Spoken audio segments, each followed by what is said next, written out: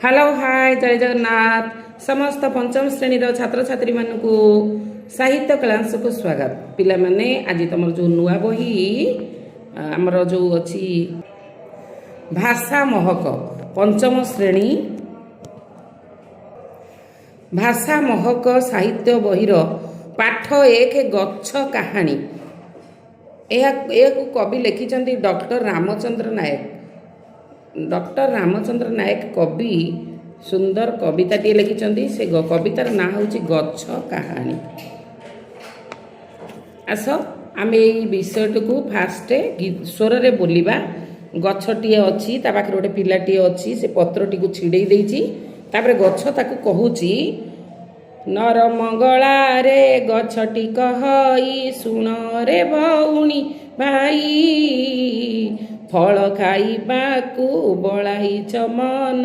आपत्ति मोहर नाही टाणी नेउअछ डालकू मोहर सोचना न करी तिले जानी पारिबनी पराण मोहर दुखरे की परि जळे। पिला माने देख सेकेंड पिक्चर टी को केमदी गछ तार झाउली जाइछि ताकू लोक माने क्षति विक्षत करछन्ती तापरे गछ कहूछि क्षीर नुहे त लोतक धारा रे नयनु झरई मोर पराण वेदना देउछि बखाणी बारे श्रवण कर जन्म कालरू केते दुख सही न मानि बरसा जड़ी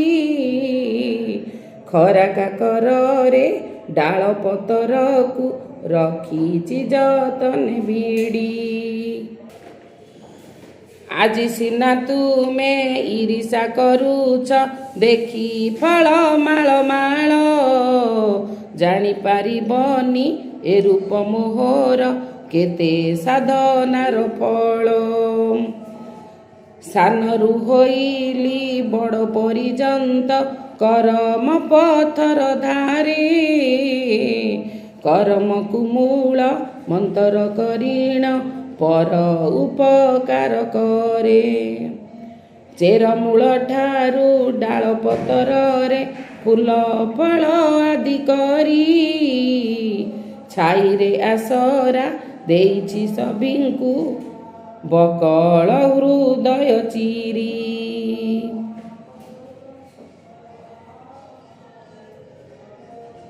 अंतर फेड़ीण कहूछि तुमको करिनी आकुल मोते तुमरी सेबारे रहिछि नीति मु खाओ रे खाइब जेते मो फल खाई कि मोहरी आगरे शपथ कर रे रही ए सारा जीवन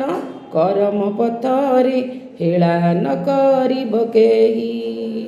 जगत हितरे गछ लगाइब सबुजिमा जीव भरी धरणी हसिले आम परिवेश हेब नाही अत सिरी। पिला माने देख तम परी केमती गछ लगाउछंती गछ कहूची ता कहानी गछर पत्रटी को तमे माने छिड़े दउछ डाल भांगी दउछ गछ केते दुख पाउची ता सत्वे मध्य गछ तुमको फूल फल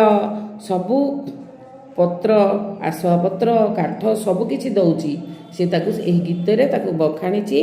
तापरे हमर द्वितीय पार्ट 2 रे प्रश्न उत्तर करिबा एवं विषयटी को भल भाबरे बुझेइबा।